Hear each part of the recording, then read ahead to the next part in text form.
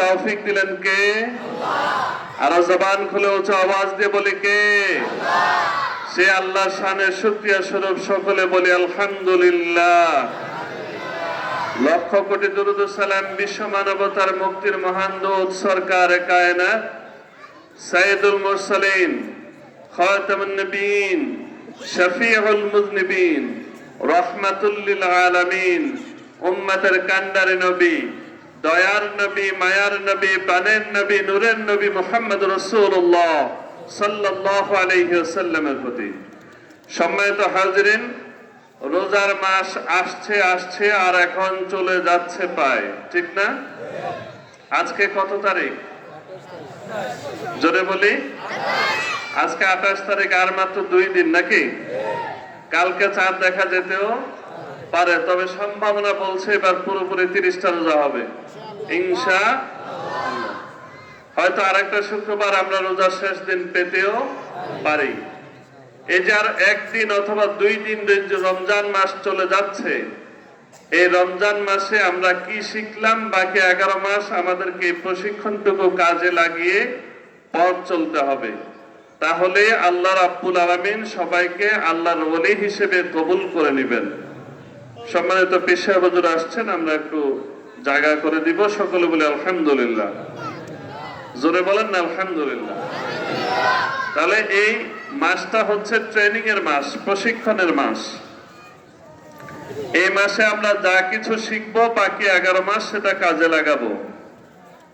আজকে রমজান মাসের শেষ লগ্নে এসে একটু রিয়েলাইজেশন করা দরকার। নারায়ে তাকবীর, আরো জোরে বলেন না আল্লাহু আকবার। আলহামদুলিল্লাহ, আমাদের মাঝে এসে উপস্থিত হয়েছেন শাহজিলা দরবার শরীফের আলা হযরত পীর সাহেব হুজুর। আমরা আরেকবার তাকবীর দিয়ে বসে যাই, আল্লাহু আকবার।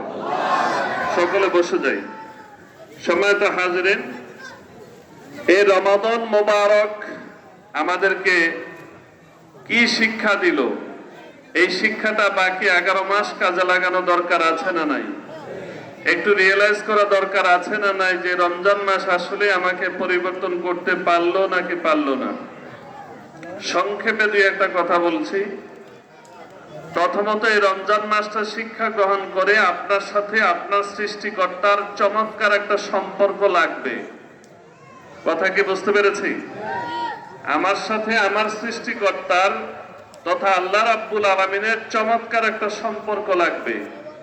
আল্লাহকে যেমন ভয় করতে হবে, একই সাথে আল্লাহর রাজি খুশি মোতাবেক জীবনকে পরিচালনা করা দরকার আছে না নাই? আল্লাহর ওলি হওয়া দরকার আছে না নাই?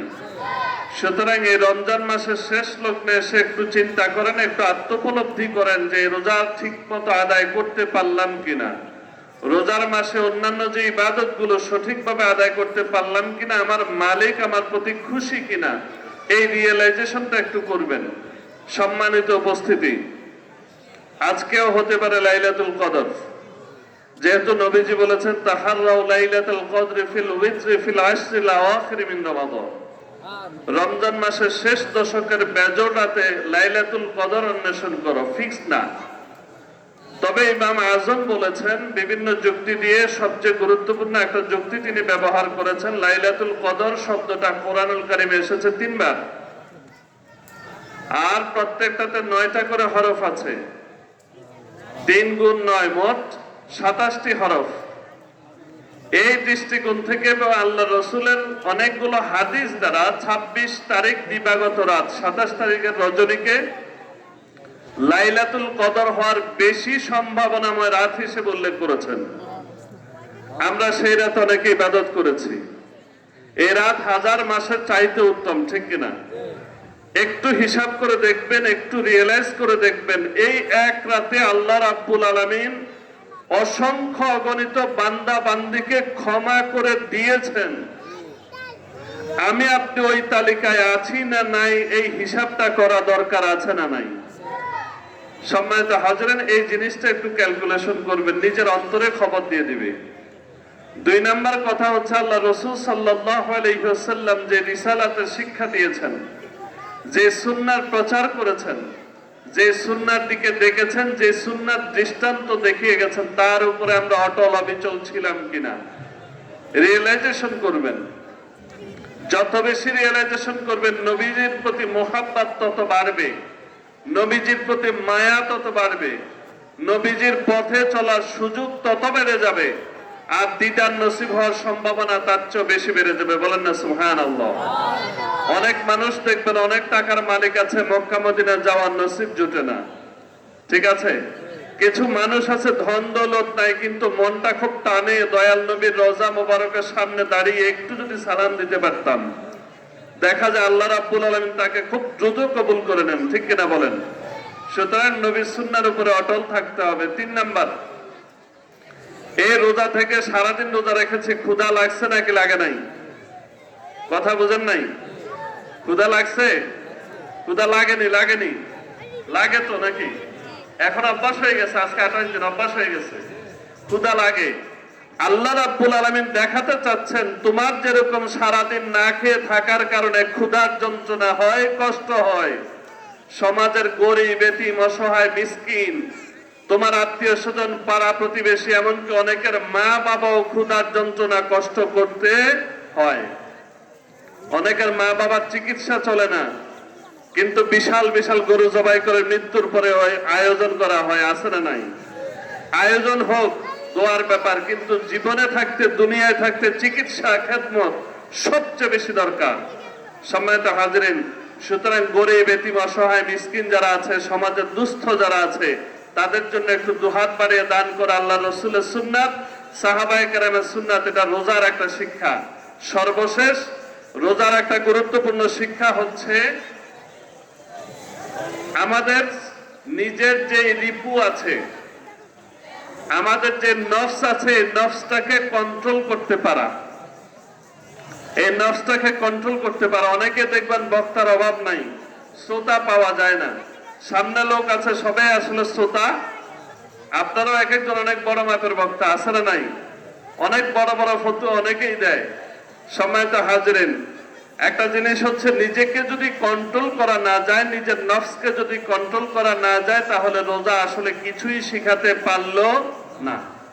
রমজান পরবর্তী সময় আসুন, রমজান মাসে যেভাবে ইবাদত বন্দেগী করেছেন, রমজান মাসে যেভাবে দান সদকা করেছেন, রমজান মাসে যেভাবে জিকির আজকার করেছেন, রমজান মাসে যেভাবে আজান দেওয়ার সঙ্গে সঙ্গে মসজিদে এসেছেন, বাকি 11 মাস আল্লাহ সবাইকে তৌফিক দেন বলে আমিন। সর্বশেষ একটা আরজি রেখে যাই, যারা 2,30,000 থেকে 40,000 টাকার মালিক, তাদের উপরে যাকাত ফরজ। 1 বছর যাদের মালিকানা এই সম্পত্তি ছিল, 1 বছর আগেও ছিল, 1 বছর পরেও আছে, তাদের উপরে ফরজ। সুতরাং হিসাব করে যদি বান্দা যাকাত না দেয়, যাকাতের জিম্মাদারি, সম্পদের জিম্মাদারি আল্লাহ নেন না। কিন্তু যে বান্দা যাকাত দিবে, হিসাব করে পাই টু পাই যাকাত দিবে, সেই বান্দার সম্পদের জিম্মাদারি কে নেয়? আরো জবান খুলে বলেন না, কে নেয়? সম্মানিত আরিফপুর সহ অত্র অঞ্চলের দায়িত্বশীল নিসাব পরিমাণ মালের মালিক যারা, আপনাদের কাছে আরজি রেখে যাই, সাজুলিয়া দরবার শরীফ কর্তৃক পরিচালিত প্রতিষ্ঠানে যাকাত বন্টনের যে খাতগুলো আছে, মেজরিটি খাত আলহামদুলিল্লাহ এখানে আছে। সুতরাং এটা সম্পূর্ণ খাত ভিত্তিক যাকাত বিতরণ করা হয়। আপনাদের যাদের উপরে যাকাত ফরজ, একটু হিসাব করে দয়া করে অন্তত অর্ধেক যাকাত যদি আপনারা সাজুলিয়াতে দান করেন, তাহলে সাজুলিয়ার মাধ্যমে যে জনকল্যাণমূলক কাজগুলো হচ্ছে, গরিব এতিম অসহায়দেরকে নিয়ে যে কার্যক্রম পরিচালনা হচ্ছে, এগুলো সুন্দরভাবে আঞ্জাম দেওয়া সহজ হবে।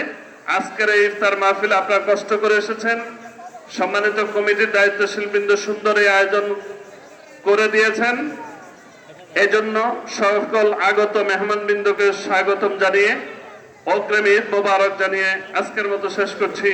আসসালামু আলাইকুম ওয়া রাহমাতুল্লাহি ওয়া বারাকাতুহু।